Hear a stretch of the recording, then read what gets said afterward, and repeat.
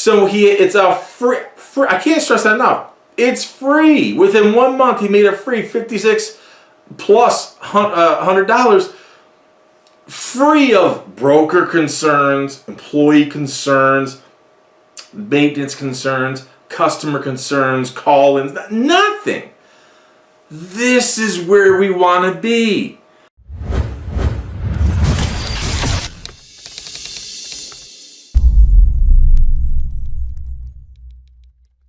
Hello everyone, it's Joel Davis with United Medical Transportation Providers Group, youarethebroker.com, and Home Care Access. I'll be quick out of necessity, but first and foremost, let me say thank you one and all for your awesome emails. Some of you guys send some phenomenal emails, very kind and complimentary to my staff's efforts and mine, which I always appreciate. But some emails are exceptionally unique, to say the least. And I'm going to share this one with you that Dom dropped in my inbox. A lot of times they'll share emails that they think would be a good topic of conversation to use for shooting some videos. So this one doesn't disappoint. So let's just dive right into it. This person writes, "Are you a new company to help us get clients? I'm on board if we can get paid fair prices for our services. Instead, they give us all of our trips to Uber, and they don't have to go through any credentials to transport clients. Meanwhile, we have to go through all kinds of credentials and our drivers and get paid small amounts of money. We had to downsize our company because they don't want to pay vendors like us fair prices for our services. We have been in business for over 20 years, but we need a better way to operate and get fair pay for our services." Clearly, this person is talking about, drumroll, brokers. Obviously, they've gone all in and surrendered themselves, their operation, mentality, everything to go all in on brokers. You've been in business for 20 years. You've been in business for 20 years. 20 years, I mean, that's a lifetime. You could do so much in 20 years to build, grow, scale. And I'm talking well beyond NEMT, as you've heard me say a million and one times. I don't care about NEMT. I don't care about home care. I don't care. All of these businesses are a means to an end to get us to where we want. What do we want? Stack more chips, make more money, scale our life, scale our business so we can spend more time with friends and family and honor God. You've been in business for 20 years and you're having to downsize because you are losing trips to Uber and Lyft. Yes, you are, because you've gone all in on brokers. What do you expect to happen? You've all heard me talk about the brokers. They're like your pet alligator. If you want to have a pet alligator, knock yourself out. But don't start acting like that pet alligator is a dog. It's not. Don't be trying to play fetch with it. Don't be trying to pet it or feed it like you would a dog. You're going to get bit, and this is exactly what's happening. Now, how you've been in business for 20 years, clearly, whether you want to disagree with me or not, clearly, if you, after 20 years, you're downsizing, and there's a place for that. There is a strategic place to move and downsize your business for sure. You let your numbers dictate those terms. But if you are downsizing specifically because the brokers are giving more trips to Uber and Lyft, which they are going to do. Brokers only care about their bottom line, not yours. The minute they can find a cheaper, more cost-effective alternative, which Uber and Lyft are, they're going to give it to them. And you're absolutely right. Uber and Lyft drivers, they don't go through all the credentialing. They don't have the insurance that you do. That's why I've been saying for years, if all you want to do is drive part-time, just go drive for Uber and Lyft. Don't waste your time getting into NEMT. If you're not going to pursue real money, see, that's why I look at an email like this. Here's the problem. Here's how you can, for me, how I summarize the entire thing. You are completely reactionary. You've been in business for 20 years. Clearly, whether you want to agree with me or not, you've been complacent. You have been completely reactionary. So they're giving trips to other people.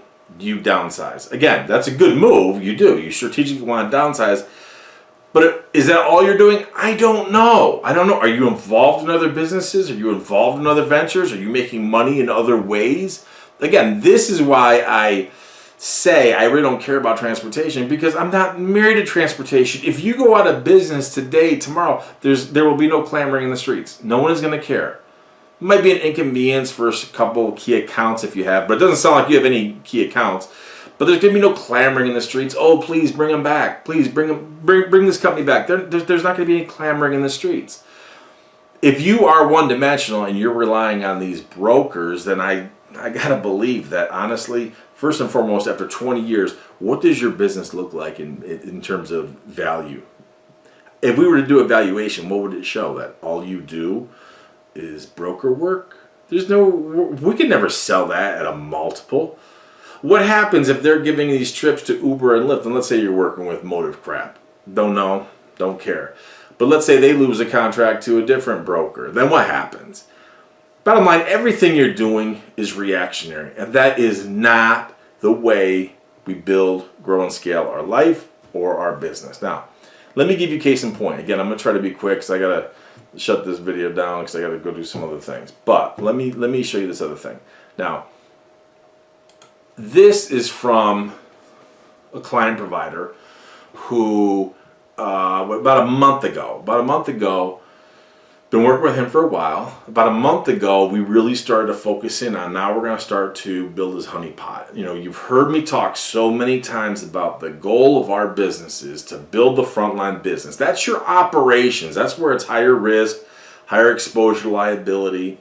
So we got to build money as much as we possibly can, as fast as we possibly can, on our frontline businesses. That's the operations. Then we want to push it through our system, get it off the front line, out of operations, get our money, push it through our system, limit its exposure to taxation so we keep more of our own money. And once we get it to safer ground, now we build, grow, and scale that money. We invest it, let it grow and compound, let that honey pot build and grow.